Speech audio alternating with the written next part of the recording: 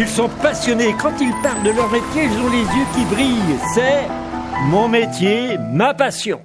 Bonjour, c'est Xavier pour Mon métier, ma passion.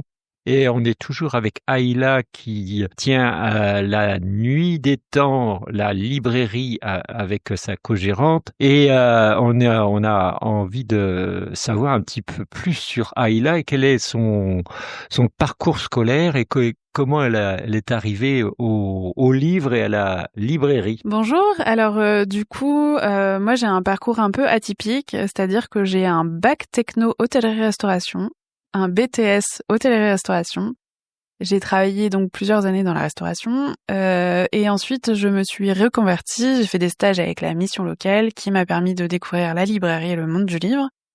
Et ensuite j'ai fait une année d'apprentissage pour une licence professionnelle métier du livre, option librairie, que j'ai passée entre Bordeaux, du coup, mon école à l'IUT Michel de Montaigne, et la librairie Coiffard à Nantes, où j'ai fait mon année d'apprentissage. Tu lisais beaucoup déjà quand même pour avoir envie d'aller vers le livre. Qu'est-ce qui t'a fait basculer entre la restauration et le livre ? J'ai trouvé que la restauration, c'était un monde très sexiste, où je trouvais les conditions de travail très dures, où on connaissait pas notre emploi du temps à l'avance, on sait jamais à quelle heure on termine, on travaille en coupure, c'est-à-dire que on a une coupure l'après-midi dont on sait pas trop quoi faire. On travaille sur des rushs, donc du coup, il y a beaucoup d'adrénaline sur des périodes.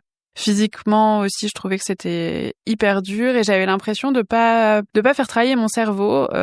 Plusieurs fois, on s'est servi de moi comme belle plante, en gros, à mettre dans un coin pour faire joli. Et vraiment, j'ai trouvé que c'était intellectuellement pas du tout intéressant et pas du tout valorisé, peut-être parce que j'étais jeune, peut-être que enfin voilà, mais effectivement quand j'ai fait mon premier stage en librairie, j'ai trouvé ça assez incroyable de valoriser ce qu'il y avait dans ma tête et j'ai trouvé ça vraiment hyper intéressant et ça a été un coup de cœur immédiat. Oui, bien sûr, le métier de la restauration est un métier rude, hein, ça c'est évident. Et puis en effet, parfois, on va dire parfois quand même sexiste.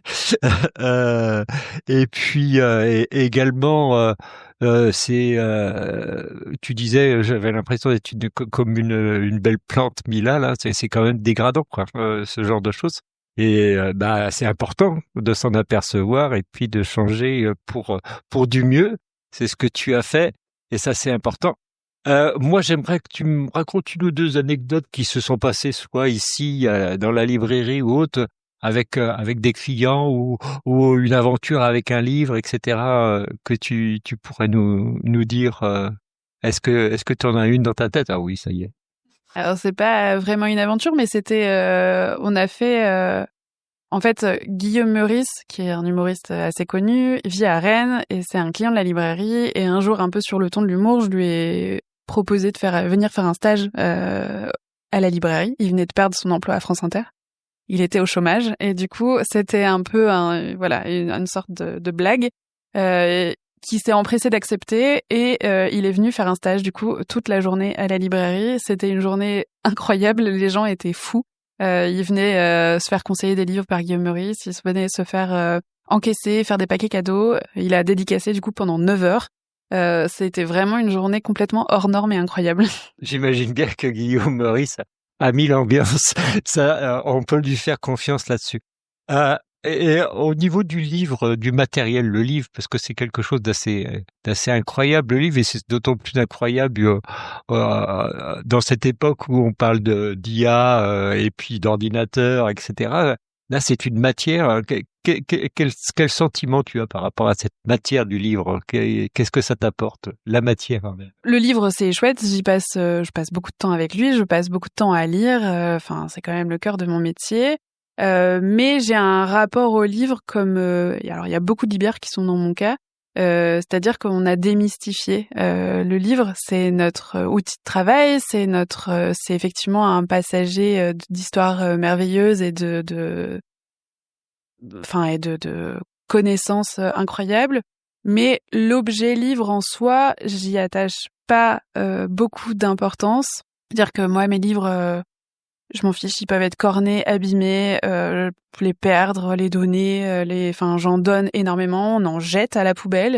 Enfin, vraiment, c'est quelque chose qui est complètement démystifié. Et quand on travaille avec le livre au quotidien, c'est quelque chose qui arrive à beaucoup de libraires, c'est-à-dire qu'on a arrêté de le singraliser. Ce qui est tout à fait compréhensible. En même temps, c'est un vrai matériau. Il y a du toucher, il y a de l'odeur, on sent qu'il y a de l'histoire. Et tu disais que tu donnais plein de tes livres, etc. Bah, c'est un vecteur de passage, quoi. Et ça aussi, c'est important. Est-ce que tu as des conseils à nous donner pour cet été?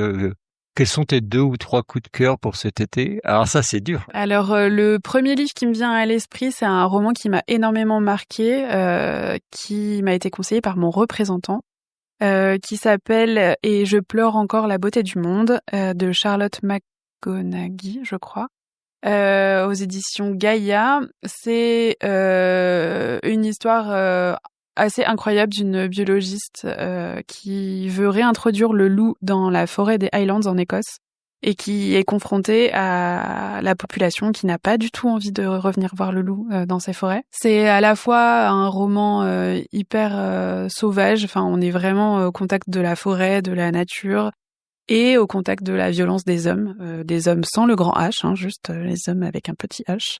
Et c'est vraiment un roman qui m'a énormément marqué et que, pour le coup, qui ne s'en va pas de ma tête. Donc, c'est un livre que je conseille énormément. J'en veux un deuxième quand même, parce que moi je suis lecteur, donc un seul livre pour cet été, ça va pas être suffisant. Et le deuxième, c'est un roman de Gaël Josse qui s'appelle « De nos blessures, un royaume ». Gaël Josse, elle a une particularité incroyable. Son écriture, à chaque fois, sur le sujet, je me dis toujours un peu, ouais, bof. Et en fait, à chaque fois que je la lis, je trouve ça fabuleux. Là, on suit une femme qui est en plein deuil, qui vient de perdre son compagnon et qui est mort d'une maladie. Donc, ça a mis un petit peu de temps. Et sur la fin de sa vie, il lui demandait de lui lire son livre préféré. Une fois qu'il est décédé, elle apprend qu'à Zagreb, il y a un musée qui existe vraiment, un musée des histoires interrompues, des histoires finies, dans lequel on peut aller déposer un objet qui parle de cette histoire. Et elle décide de faire le voyage pour aller déposer ce livre préféré de son compagnon.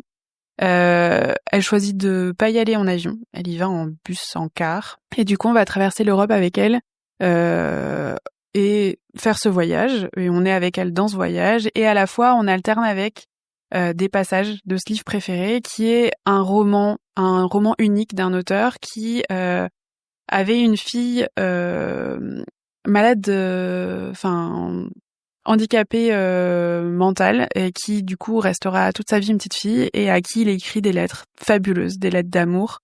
Et à la fois, il est passionné par le jardin, par le jardin. Et du coup, c'est un mélange entre tout ça, et c'est juste très très beau. Moi, j'ai trouvé que c'était un roman qui faisait du bien, et j'ai trouvé que ma respiration était plus ample après. J'ai trouvé que c'était un vrai roman qui fait respirer, alors que le sujet et la thématique est pas forcément hyper joyeuse.